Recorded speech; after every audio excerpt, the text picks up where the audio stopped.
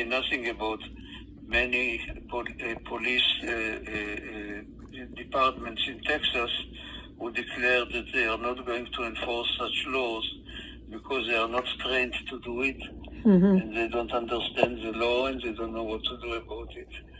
So this is why, if you take a look from, take 10 steps back and look at the situation at the border, you can really realize what kind of a madness is going on along the border in all the matters of immigration. Well, what a chaos, Attorney Golan. It's a chaos. It is chaos. Wow. And now the chaos spread into the courts. Oh, wow. Okay? And the case continues in the courts, in the court system of the federal government. Yeah. And there is chaos, and the illegal aliens keep coming into the United States in huge numbers. Every day. So, every day. Wow. Every day. So, Attorney Golan, actually, when they enter illegally, what happens when they come in? They are screened, they're interviewed, they have to fill out applications. What happens? Yeah, all of them, or most of them, submit immediately, claim immediately to the immigration officers, to the border patrol officers, that they came to ask for political asylum. Political asylum means that they claim that I am afraid to go back to my country. Correct. Because my government may do something terrible to me, or at the very least, somebody will do something terrible to me and my government will not protect me. And all this will be because of political reasons, because my political opinion is against the government in my country. Now, what is remarkable is that in the last, the immigration officers will write them up, will take fingerprints, and will schedule them a hearing in immigration court in Texas.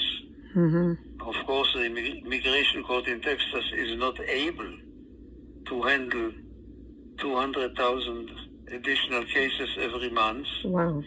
So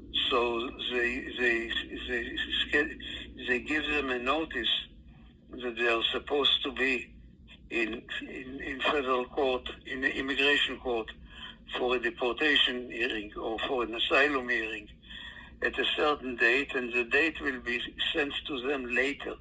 But in the meantime, until this later, they stay in the United States. And the experience has shown that the later, when they may be scheduled for an asylum hearing or deportation hearing, may be in 5 or 8 years. Wow. So many people say, why not? Why not? It's a good deal. And what is remarkable in the last few months is that many, or a considerable number of the people who come through the border between the U.S. and Mexico are not from Central America, are not from Nicaragua, El Salvador, and so on, but they come from far away, from Pakistan, from China, from many other countries, all kinds of countries in the world that have a tourist agreement with Mexico, that you can come from that country to visit, to be a tourist in Mexico without a visa. You don't need a visa to come for a visit in Mexico. I see.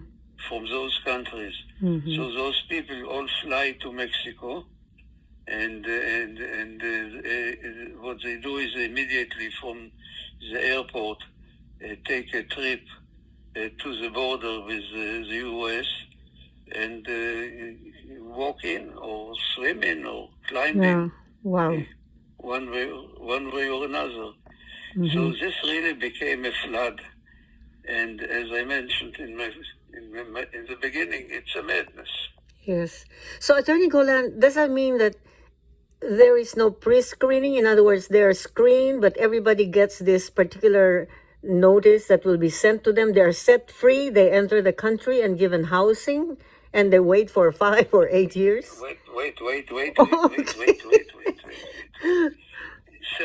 Supposedly they are screened, okay, by immigration officers. Yes. But each one of them is coming with a story. Yes. Because each one of them paid for assistance in Mexico from some coaches or guides Right. who taught them, who instructed them in what kind of a story to tell the immigration officers. And when the immigration officers hear that story, they have no choice but to schedule them a hearing. They cannot give it an immediate denial. I see. They have to schedule them a hearing in immigration court, and until then they have to let them wait in the U.S. Wow. Now, they don't